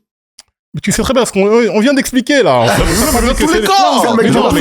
On te dit que c'est pas abyssal, les gars. On a dit que c'est le même truc. Moi, je dis même intrinsèquement parlant, joueur A, joueur B, pour moi, c'est pas la même catégorie. Moi, ce que je dis en tout cas. Ok, vas-y. Mais bref, maintenant, vous savez Voilà, quoi? c'est fort, d'accord, mais il y a, par exemple, dans la pyramide, il y a la catégorie 1, catégorie 2. C'est tout ce que je dis. Mais nous, on te dit pas que le truc, c'est la même catégorie. Non, on toi, te tu ne dis pas ça. On te dit qu'il est pas dans la catégorie 60 et l'autre dans la catégorie 1. Oui, pour moi, voilà, c'est ça que je dis. C'est très proche. Chose. Oui, mais pour moi, le tir est un peu comme ça. C'est tout. C'est tout ce que je dis, c'est ça. Oh là là. Faut pas les mettre dans la même discussion. C'est tout ce que En je tout dis. cas, il y en a aucun des deux qui est joueur de la semaine. Ça, Voilà. pour le coup. Si, de mon côté, Non, il il est peut sur la être, semaine. mais c'est pas déconnant. C'est pas déconnant. C'est pas déconnant. Mais pour moi, je suis un déçu de Donovan. Parce que, en fait, par rapport à la Je te dis, carrière qu'il Angelo, j'ai pourrait cassé avoir, le stylo, je te vas-y. jure. C'est que j'ai dit ça, elle a cassé le stylo. Gros Non, talent. pour moi, il devrait avoir, il a un talent qui Gros devrait, enfin bref. Je sais pas ce qui se passe, mais il va passer à côté de sa carrière pour ça, là, ce manque de mordant. En tout cas, sa mentalité est mieux aux Cavs que à Utah. Bref. Passons en Europe, s'il vous plaît. En Europe, on a Monaco. Ah, d'accord. T'as mort. Ok. Yacine, il a compris l'émission. Ça revient avec des temps morts comme ça. T'es prêt? 3, 2, 1. Alors, j'ai pas l'habitude de faire des coups de gueule. Mais là, il fallait que je parle d'un mec qui est en train de me répugner. Ah non, vraiment, là, il est en train de il me sort des trous de nez. Wow. Aujourd'hui, je voulais parler de Desmond Bane. Je sais pas si vous avez pu voir, ça fait 3-4 fois qu'il fait des fautes dangereuses sur des joueurs. Et moi, il me fait péter un blond. Je comprends pas ce qu'il fait, ça va pas du tout dans les codes du basket. C'est un animal. Il prend les joueurs comme ça, il les jette par terre, il leur jette le ballon dessus. Va faire des combats de pitbull, espèce d'animal. Je comprends pas ce qu'il fait là. Non, je voulais juste dire ça. Voilà, ça fait peut-être pas une minute, mais il fallait que ça sorte. Voilà. Je suis désolé. Non, et c'est ok. Il reste encore 2 secondes. Non, mais Non, c'est suffisant. C'est suffisant pour moi. Ok. Je sais pas si vous avez pu voir ça, mais... 3, 2, 1. Ok. Waouh. Ok. Non, mais je comprends le mécontentement. Non, vous avez vu ces fautes-là? En fait, le truc, c'est que je vois ce que tu veux dire, c'est que en fait, c'est la bagarre. On arrête le basket, on fait une bagarre, une vraie bagarre, ou on joue au basket? Non, mais c'est dangereux. Ouais, non, mais c'est dangereux. Sur ça, tu peux blesser un joueur. Même ils jettent les joueurs sur les photographes. Ils ont rien demandé. Tu peux blesser un photographe. C'est vrai. C'est n'importe quoi. Même Draymond Green, il fait pas ça. Il fait pas ça sur n'importe qui. Mais c'est toujours pareil. Sur les buts, Emmanuel Quickly, des mecs cool. Vous avez vu Draymond avec Isaiah Thomas? Draymond était doux. Non, Draymond aussi, pareil. C'est la même lignée. We good. Ah, we good. Va faire ça avec Steven Adams. Va faire ça avec... Tu vois, en fait, c'est toujours pareil. C'est que là, on dépasse le cadre du basket où comme tu l'as dit, l'intégrité physique des joueurs pour des trucs qui n'ont rien à voir, en fait. Puis il y a des codes, il y a un certain, tu vois, un certain respect à avoir entre joueurs. Dylan Brooks, par exemple, c'est un mec, il peut être exécrable avec les joueurs, mais il va jamais les blesser. C'est pas un joueur sale comme ça. Ouais, c'est pas un joueur sale. Là, Desmond Bane, je sais pas ce qu'il lui prend. Sa cheville ou des trucs comme ça, je sais pas quoi. Il l'attrape, tu le vois clairement, il attrape les gens, enfin bref. Il jette sur les gens. Ok, bah, coup de gueule. Désolé, je vais me calmer un peu. Bois un peu de jus, parce que là, c'est chaud. Du coup, je disais, parlons de l'Euroleague, on a Monaco, ça a quoi, ça? Ça devient bizarre, hein. Après un début de saison, on a la Roca Team qui a été sanctionnée par l'Euroleague, ce qui leur a interdit de recruter de nouveaux joueurs, des entraîneurs, immédiatement pour des raisons financières, hein. Ils ont plus d'argent, ils ont plus de tal. Cette décision tombe alors que le club connaît des résultats assez compliqués, hein. Moi, j'ai une question. Est-ce que Monaco doit changer de stratégie dès maintenant, c'est-à-dire retrouver sa stabilité financière d'abord avant tout, ou est-ce qu'il faut continuer à pousser fort même si c'est chaud? C'est compliqué parce que là, honnêtement, là on est vraiment dans le problème du basket européen, en fait. Ouais, la rentabilité. C'est ça. La rentabilité, en fait, c'est un excellent produit, mais qui n'est pas rentable.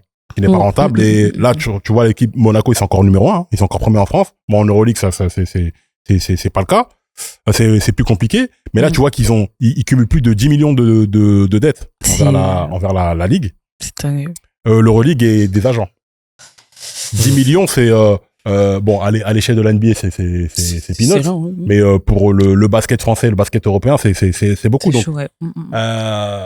là, on est typiquement dans un truc où tu sais pas quoi faire, en fait. Parce que toi, les sportifs qui sont là, ils vont jouer. Mais là, on parle de la principauté de Monaco qui pourrait récupérer le club, éventuellement. Je sais pas dans quel cadre ça peut se faire, juridiquement parlant, etc., etc. J'ai pas les compétences là-dessus. Ni au niveau des joueurs, au niveau de l'effectif, qu'est-ce que ça va engendrer? Est-ce que des mecs vont devoir partir? Est-ce qu'il y a des coupes au niveau des salaires qui vont devoir se faire? Je sais pas.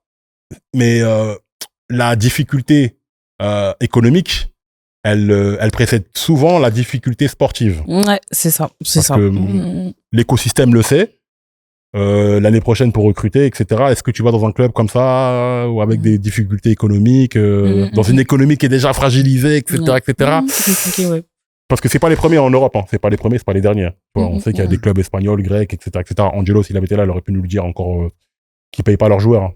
Donc c'est très très très compliqué. Qu'est-ce que vous en pensez, vous les? Moi, j'ai un sentiment je trouve ça dommage. Parce qu'ils font une bonne saison. En Euroleague, ils ont été deuxième à un moment.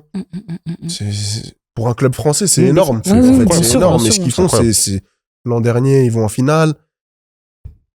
On pensait que ça allait être pareil, voire mieux cette saison, peut-être remporter le titre. Mais c'est dommage parce qu'il y a des joueurs, un effectif qui est très bon, le coach qui intègre bien son rôle. Je trouve ça vraiment dommage pour cette équipe parce que forcément, ça va créer des problèmes. Oui. Ça va créer des gens. Oui, et même une certaine frustration pour les joueurs. Du coup, il y aura peut-être un contexte. Moi non plus, j'ai pas les compétences exactes, mais peut-être qu'il y a des joueurs qui vont devoir se faire cut, peut-être des joueurs qui vont devoir bouger, ils savent pas, peut-être à tout moment, leur place, elle saute. Dans un contexte comme ça, je vois difficilement une équipe gagner des matchs, tu vois. Moi, pour ma part, Monaco, ils sont obligés de réfléchir parce que déjà, l'Euroleague, c'est très dense. Chaque détail compte. C'est-à-dire que tu passes du tout au rien. Comme genre, en fait, la moindre faiblesse, ça te rend tout de suite visible. Genre, c'est. Pour moi, la suite, ça dépendra surtout de leur capacité à retrouver une identité, collective, c'est pour être clair, mais sans dépendre des recrutements externes et tout. Pour moi, il faut vraiment qu'ils réfléchissent. Mais sans recruter, là, s'ils ont une interdiction de recruter, comment ils font pour se renforcer En fait, là où tout le monde va se renforcer. Après là, ce qui devient compliqué, après, faut revenir un peu dans toute cette histoire-là. Il y a la principauté qui va reprendre la situation en main. Oui. Donc, la principauté va solder les nombreux impayés. Et, de toute façon, ils sont obligés, hein, parce qu'en fait, là, le président, Rosso hongrois, le problème avec lui, c'est qu'il investit beaucoup dans tout ce qui est dans le business du port, etc. Mais à cause du conflit, russo-ukrainien, du coup, lui aussi, sa trésorerie, elle est bloquée aussi. Ils sont bloqués là-bas. Ouais, voilà, donc sa trésorerie aussi, elle est bloquée aussi. Ouais, c'est un truc politique. Donc en fait, il y a, c'est plus dense, le problème est plus dense qu'il n'y paraît, et sachant qu'il y avait déjà des problèmes depuis ces dates, pas d'aujourd'hui, hein, les problèmes de paiement de Monaco. Maintenant, là, ça devient de plus en plus important parce que ça commence à jouer là-dessus, on parle de grève d'entraînement, ça fait 3 défaites de suite à l'Euroleague, là, en plus, on arrive vers les moments un peu importants. Donc là, la situation de Monaco, elle est très très difficile. Pour les joueurs, c'est très compliqué. Maintenant, il faut pas changer forcément de comme il a dit Flexin, il faut pas changer de stratégie parce que tu recrutes pas. Donc, du coup, la stratégie, tu vas pas faire grand chose, tu vois. Après, franchement, félicitations comme aux joueurs de Monaco parce que je trouve que l'air de rien, ils ont quand même tenu le coup à un moment. Parce que je pense pas que nous, entre nous, je sais pas si on nous paye pas pendant un petit moment, je pense pas que vous retournez au taf. Enfin, je sais pas. T'es payé? Ah. Non, mais blague à part, non, franchement, on sait déjà que l'année dernière c'était compliqué. On en parlait déjà, on avait déjà parlé même sur le plateau que Monaco, en termes de paiement, c'était compliqué. Là, cette année, ils sont quand même premiers de la Betclic. Je crois qu'ils sont premiers de la Betclic, hein. Je crois que ça joue encore le titre à la Betclic, ça joue le titre aussi en Euroleague. T'as des joueurs de qualité, t'as une équipe de qualité, t'as un coach de qualité. Pendant tout ça, là, maintenant, ça commence à avoir des répercussions, hein, sur le jeu, surtout même mentalement. Ça joue, hein, parce que l'air de rien, à Monaco, t'es quand même bien payé, mais c'est pas la NBA non plus. Donc, ça veut dire que quand t'es pas payé plusieurs mois, t'as des fois une vie de famille, t'as des fois comment tu gères à côté, etc., sachant qu'on sait que quand t'es un joueur de basket, logiquement, il y a des choses que tu payes beaucoup plus cher. T'as les taxes, là, t'as à Monaco, Monaco. Ouais, voilà. C'est pas ce côté-là, mais. Oui. Ouais, mais, voilà. c'est que en plus c'est des joueurs aussi qui habitent à Monaco pour la saison et qu'après tu sais par exemple il y en a qui vont retourner Mike James il va retourner au State pendant un moment tu vois tous ces joueurs là donc c'est beaucoup plus dense qu'il y paraît. J'espère qu'à Monaco ça va se finir vite en tout cas. Mais moi le truc qui me saute aux yeux, qui me fait peur carrément, je sais pas si ça vous inquiète pas, c'est de dire une équipe qui a pris sur les 5 dernières années là, qui a pris des titres, qui a fait des finales, etc. Genre, ça te génère pas une économie qui peut te mettre à l'abri de ça. Tu dis que si eux, ils sont galères. Mais le 15e du classement, alors c'est quoi? Ben justement, je pense que... C'est une dinguerie. Oui, non, mais après l'économie du basket, malheureusement, en Europe, elle est... Et c'est là où, tu vois, la NBA Europe veut appuyer là-dessus. Tu vois, bon, on en parlera une autre fois, on va s'épancher là-dessus, mais c'est là où la NBA Europe va arriver et va... Tu vois, les contre-arguments, tu vois, les arguments pour, ben, c'est là où il faut arriver là-dessus. C'est pour ça que les pays, on a parlé, je sais plus, Tel Aviv, je crois aujourd'hui, qui sont premiers là, je sais plus c'est quelle équipe, l'Euroleague, là, qui vient premier, on en parlait il y a 1 ou 2 semaines, où il disait que justement, pour le coup, mais c'était, il y avait Tel Aviv. C'était Tel Aviv, voilà, c'est Tel Aviv qui sont premiers parce que justement, ça investit beaucoup dedans. Et justement, c'est des gens extérieurs qui viennent investir dedans. On sait que le basket, malheureusement, il y aura beaucoup de problèmes. Si Monaco est touché, ça peut être beaucoup d'équipes et je pense qu'aussi pour la Belgique, nous qui lançons beaucoup de fleurs aussi à la Belgique, que Monaco tombe financièrement, c'est un très très coup dur pour le basket français aussi. Bah, si c'est Monaco qui tombe, avec les avantages fiscaux qu'on connaît, donc si Monaco tombe, tu sais que l'Asvel aussi c'est fragile, tu sais que de toute façon c'est la meilleure équipe française en Europe, Monaco. Donc c'est à dire dans tous les cas c'est la fenêtre on va dire de la Belgique en Europe, c'est Monaco. Ouais, c'est clair. Donc en espérant que ça se règle vite en tout cas. Voilà. Je suis désolé de me réjouir un peu de ce malheur, mais c'est un peu une bonne nouvelle pour Paris Basket. Shout-out au Paris Basketball, hein. Et effectivement, ils vont saisir l'opportunité et aller faire le back-to-back. Ah, c'est pas impossible. Ils sont 3e pour l'instant derrière Nanterre. Vraiment? Je suis morte. 3 défaites, 3 victoires derrière Monaco. Donc, écoute. Je crois que j'avais même vu qu'il pourrait se faire retirer des victoires à cause de ces problèmes-là. Ah non, mais ça c'est. Après, tu rentres dans un. Il y a un attelage de sanctions qui peut s'abattre sur eux dès que. C'est bizarre, hein, mais dès que t'as plus l'État, t'as plus d'argent là. On te sanctionne, on t'enlève ça, c'est chaud.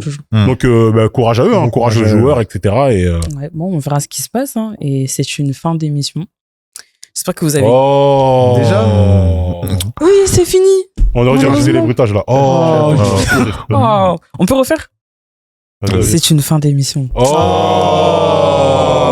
Mais non. Mais on se retrouve la semaine prochaine. Ah. Ça c'est bien. Ça c'est cool. Abonnez-vous.